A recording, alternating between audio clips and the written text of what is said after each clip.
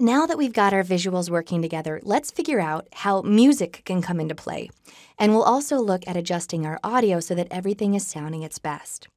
So I've got the music that we're going to use right down here in the music keyword collection. And I'm just going to give it a play so you can hear a little bit of it.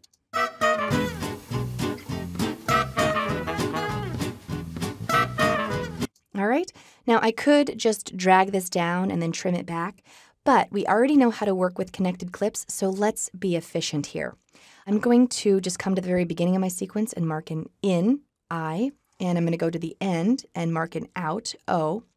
And now if I just select this music and I press Q, watch what happens. Again, Q is a connect edit.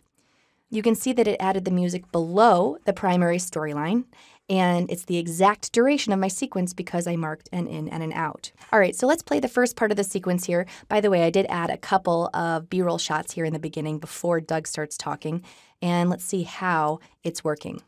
Letterpress doesn't look like anything else. It's just...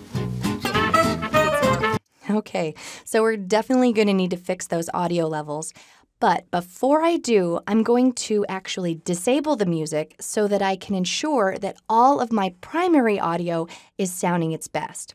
I do that by selecting the music and then right-clicking and choosing Disable or the V key. So get used to using the V key to enable and disable your clips. I just press V and it sort of grays out here. And now when I play it, we don't hear the music.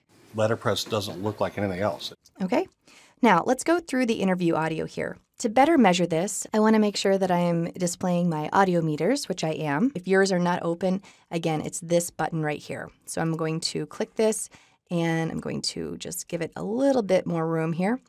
And what I want to do is make sure that all of my interview audio is peaking right in this area here, right in between -12 and -6. That's where normal sounds should peak. Quieter sounds can peak lower. Louder sounds can peak higher, but not above 0. If it goes above 0, it may overmodulate, which is not good. All right, so we already know that to raise and lower our audio, we have the ability to grab onto this black line and raise up and down. But let me show you something else. If I open up the inspector, which is right here, or Command 4, you can see that in the audio tab, I have a volume slider. And let me just grab my Doug clip here.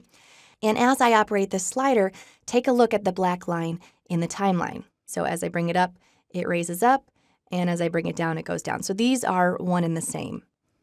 So I could make an adjustment and then play, and then make another adjustment and then play until it's perfect.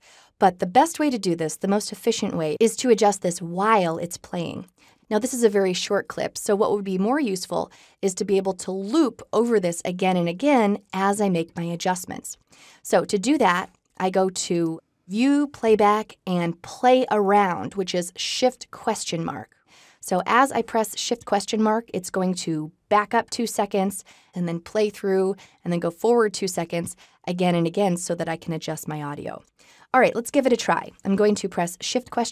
and then I will ride this slider until it's peaking right in this area between -12 and -6. So let's give it a try. Shift ? Letterpress doesn't look like anything else. It's just... Letterpress doesn't look like anything else. It's just... All right, so I'm happy with that. We raised it 6 decibels. We've got a really short clip of Kelly here, but we've got a longer one here. So what I think I'm going to do is do the same exact thing. I'll select Kelly's clip. I'll do a play around, I'll make my adjustment, and then I'll probably use a very similar adjustment in this shorter clip. So it's selected, I'm going to press Shift ? and I'm going to adjust my audio. The artwork isn't just the design, but it's the piece that comes off the press at the end. And when... The artwork isn't just the design, but it's the piece that comes off the press at the end. And when... All right, so I think that's okay. We've raised it by 7 decibels here. This was playing very low. If that was distracting, I could just select it and press V and disable that as well. All right, so you can disable as many clips as you want. It was okay, though, because it was so low. So then I can come back to this clip of Kelly, and then I can just type the number 7 in here, enter, and we've raised it up. I'm going to keep on going down the line, making my adjustments.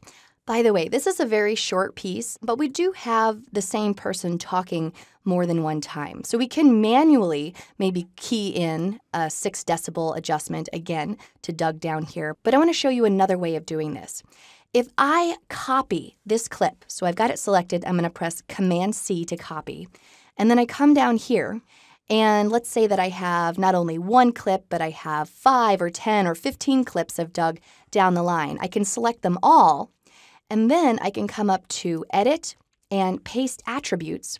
And I can say, hey, you know what? I would like to paste the volume adjustments that I made from this clip onto the rest of the clips. Again, we just have one clip here, so it's a little bit silly. But if I had a lot more, this is a real time saver. So I'll paste this, and you can see that my adjustment was made.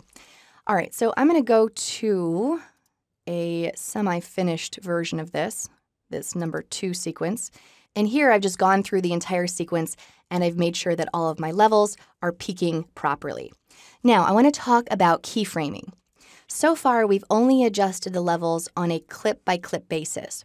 But take a look here. I'm going to zoom in, Command plus, and you can see here that when he says, wow, it peaks too high. I'm just going to play this.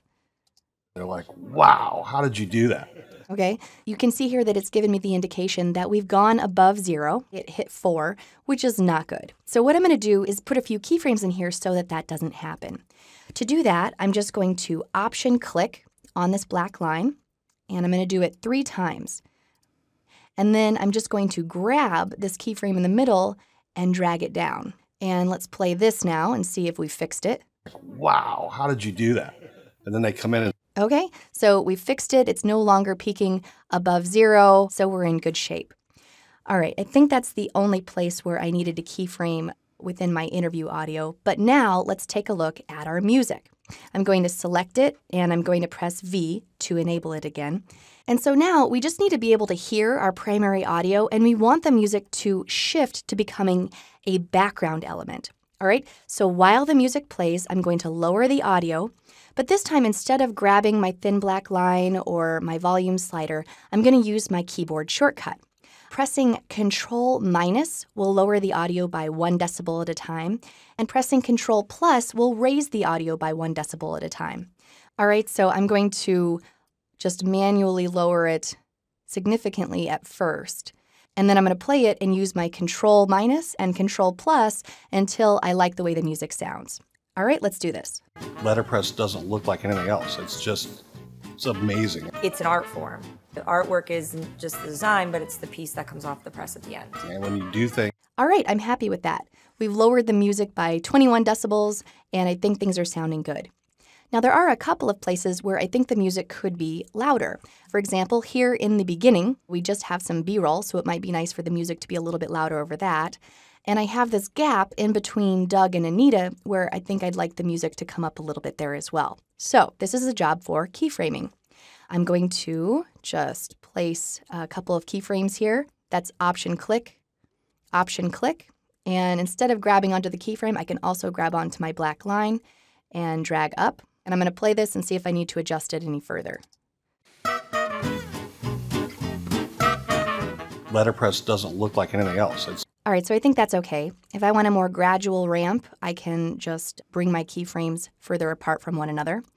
And now let's go down to this part down here where I want to bring my music up temporarily. So again, I'm going to place keyframes. This time, instead of manually placing keyframes, I'm going to use something called the Range Selection Tool, keyboard shortcut R. So I always like to use the keyboard, R, and I'm just going to drag over this section of the music, and I'm going to bring it up. And I think we were happy with about -8, and let's play this. Those are mine. You care about the product And then I can come in and manipulate these keyframes manually if I want to. All right, so finally, just one more thing. I want to fade the music in and out at the beginning and end. I do that by coming to the very beginning here. And you see this knob? I'm just going to drag it over to the right. And I'm going to go to the end and do the same thing. And we'll drag this over. And now we're fading in and out. I'll go ahead and play this. Otherwise, you cannot go wrong with letterpress. You just can't. All right, not bad. Again, there are a whole lot of audio editing tools in Final Cut Pro, and this was just the basic of the basics. But by showing you how to adjust levels and do simple keyframing and fades, you'll be able to solve most simple audio level issues in your show.